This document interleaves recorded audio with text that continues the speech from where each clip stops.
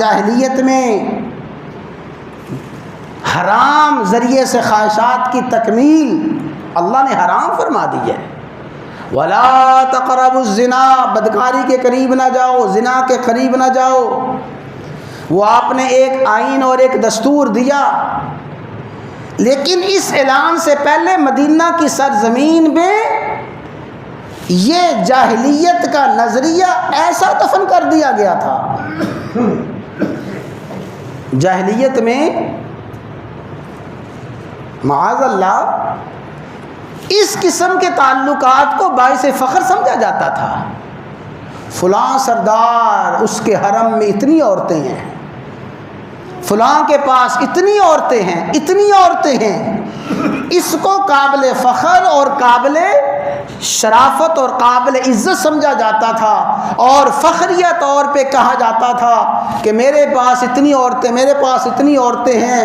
رسول اللہ صلی اللہ علیہ وسلم نے خطبہ حجۃ الوداع میں جاہلیت کے اس نظریے کو دفن فرمایا، لیکن میں عرض کرنا چاہتا ہوں جاہلیت کا نظریہ دفن فرمانے سے پہلے آپ مدینہ کی سرزمین پہ اس کا مکمل نفاذ کر چکے تھے، اور مدینہ کی سرزمین سے یہ جاہلیت کا نظریہ مکمل ختم ہو چکا تھا۔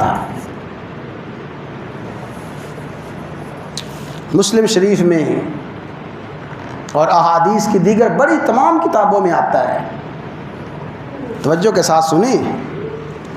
امام الانبیاء سید الانبیاء سیدنا و مولانا محمد الرسول اللہ صلی اللہ علیہ وسلم تشریف فرما ہیں۔ ایک شخص خود آیا، نہ اس کو کوئی گرفتار کرنے والا، نہ اس کو کوئی پکڑ کے لانے والا، نہ اس کو کوئی مجبور کرنے والا، خود آتا ہے اور عرض کرتا ہے یا رسول اللہ طہرنی، آقا مجھے پاک کر دیجئے، آقا مجھے پاک کر دیجئے۔ فرمایا ارجع واستغفر اللہ وتوب، جا کے اللہ سے معافی مانگ اور توبہ استغفار کر۔ وہ چلا گیا، پھر آیا جا غیر بھائی، تھوڑی دیر کے بعد پھر آ گیا، یا رسول اللہ طہرنی، آقا مجھے پاک کر دیجئے۔ پھر آپ نے فرمایا ارجع واستغفر اللہ وتوب، جا اللہ سے استغفار کر، معافی مانگ، توبہ کر۔ دوسری مرتبہ آپ نے بھیجا، پھر تیسری مرتبہ آیا، از خود آیا، پھر چوتھی مرتبہ آیا۔ جب چوتھی مرتبہ آیا تو کہنے لگا طہرنی، آقا مجھے پاک کر دیجئے۔ فرمایا تجھے کس چیز سے پاک کروں؟ وقعت علی امراتی، میں ایک عورت کے ساتھ حرام کاری بدکاری کر چکا ہوں، میں نے بدکاری کی ہے، مجھے پاک کر دیجئے۔ پھر بھی کیا فرمایا؟ فرمایا کیا تو پاگل ہے؟ کیا تو مجنون ہے، دیوانہ ہے؟ صحابہ بتاؤ یہ کوئی دیوانہ تو نہیں، پاگل تو نہیں؟ آقا نہیں، ہم نے تو کبھی اس میں کوئی دیوانگی نہیں دیکھی۔ اچھا دیکھو کہ یہ شراب کے نشے میں تو نہیں ہے، اس نے شراب تو نہیں پی؟ ایک صحابی کھڑے ہو کے منہ سونگ کے کہتے ہیں آقا شراب نہیں پی۔ فرمایا تو نے بدکاری کی، اور آپ نے پھر بتایا کہ شاید تو پاس بیٹھا ہو، شاید تو نے بوس و کنار کیا ہو۔ نہیں آقا مجھے پاک کر دیجئے۔ پھر آپ نے فرمایا کیا تو نے اس کے ساتھ حرام کاری اور ناجائز تعلقات کی انتہا کو پہنچ گیا؟ ہاں آقا میں نے انتہا کی۔ فرمایا لے جاؤ اسے، جا کے سنسار کرو، رجم کرو۔ صحابہ لے کے جا رہی ہیں، سنسار کرنے کے لیے جا رہی ہیں، یہ پتھر کھانے کے لیے جا رہا ہے، وہ پتھر مارنے کے لیے جا رہے ہیں۔ کوئی پکڑنے والا نہیں ہے، کوئی گرفتار کرنے والا نہیں ہے، کوئی گھیرا نہیں ہے، کوئی ہتھ کڑی نہیں ہے، کوئی بیڑی نہیں ہے، یہ جا رہا ہے اور یہ اس کو لے جایا جا رہا ہے پتھر کھانے کے لیے، اور پتھر مارنے کے لیے جا رہے ہیں، حتیٰ کہ ماعز اسلمی کو سنسار اور رجم کر دیا گیا۔ جب سنسار اور رجم کیا گیا، رسول اللہ صلی اللہ علیہ وسلم کو سارے کے سارے حالات آپ کے علم میں تھے۔ ایک دن گزرا، لوگوں نے کچھ باتیں کرنا شروع کی۔ کوئی کہنے لگا کہ ماعز نے کتنا بڑا جرم کیا، اپنے آپ کو ہلاکت میں ڈالا۔ کوئی کہنے لگا نہیں، ماعز نے بڑی پکی سچی توبہ کی ہے۔ مختلف فرمایا فرقتین، دو گروہ بن گئے۔ کچھ کے نظریات ماعز اسلمی کے بارے میں مثبت تھے، کچھ کے نظریات منفی تھے۔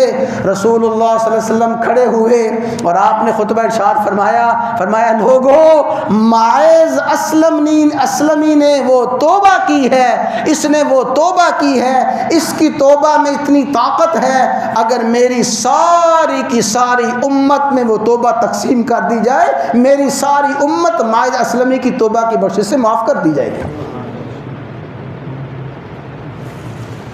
اللہ اکبر۔ کیا ہے کہ خطبہ حجۃ الوداع میں جو کچھ فرمایا گیا وہ فرمانے سے پہلے مدینے کی سرزمین پہ عملاً نافذ کر دیا گیا۔ حضرات گرامی، یہ تو مرد تھا ماعز اسلمی، کہتے رضی اللہ تعالیٰ، ماعز اسلمی رضی اللہ تعالیٰ، اس لیے کہ آقا نے خود بعد میں فرمایا اس کے لیے استغفار کرو، اس کے لیے دعا کرو۔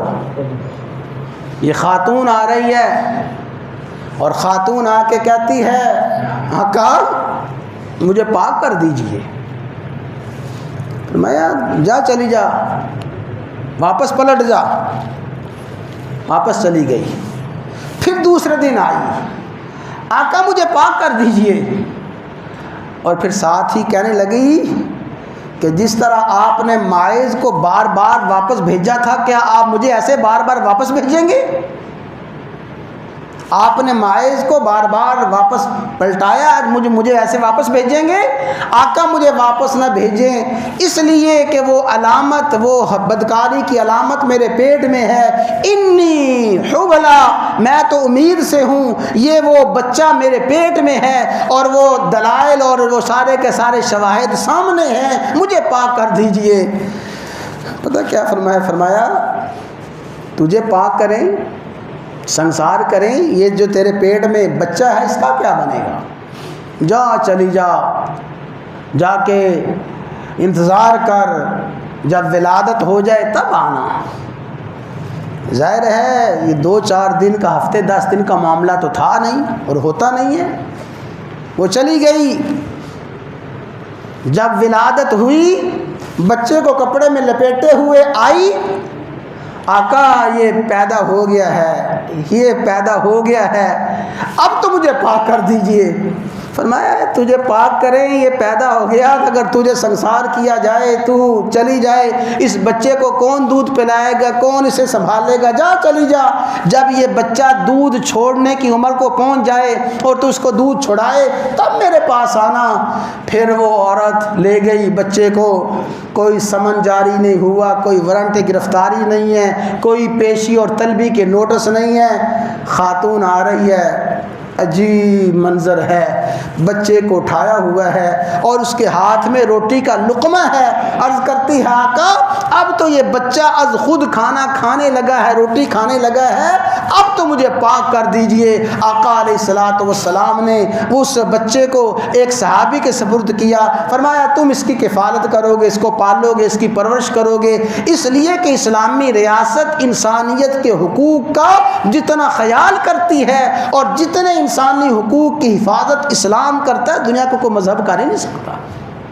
فرمایا اس کو پالو گے، اس کی پرورش کرو گے۔ اس خاتون کو سنسار کیا گیا، رجم کیا گیا، اور سنسار رجم کرتے ہوئے حضرت خالد بن ولید نے ایک جو پتھر مارا، وہ پتھر اس کے سر پہ لگا، اور سر پہ لگنے کے بعد خون کا فوارہ جو چھوٹا اور حضرت خالد کے چہرے پہ آ کے وہ فوارہ گرا۔ حضرت خالد بن ولید نے کوئی نازیبا کلمات کہے، اسے برا بلا کہا۔ فرمایا خالد اس سے برا بلا نہ کہو، اس نے ایسی پکی سچی توبہ کی ہے، اگر ظالم میری امت کا، وہ ظالم جو خراج اور ٹیکس لینے والا ہے، جو بھتہ لینے والا ہے، وہ ظالم بھی اس کی خاتون کی توبہ کی برکت سے معاف کر دیا جائے گا، اس کی بخشش کر دی جائے گی۔ تو حضرات گرامی، رسول اللہ صلی اللہ علیہ وسلم نے خطبہ حجۃ الوداع میں جو اسلام کا دستور، اسلام کا منشور پیش کیا ہے، آپ نے وہ قانون پیش کرنے سے پہلے مدینہ کی سرزمین پہ ہی نہیں، اپنی ذات پہ، اپنے اصحاب پہ اس قانون کو 100% نافذ فرمایا تھا۔ اس کے بعد آپ نے اس کے نفاذ کا اعلان فرمایا تھا۔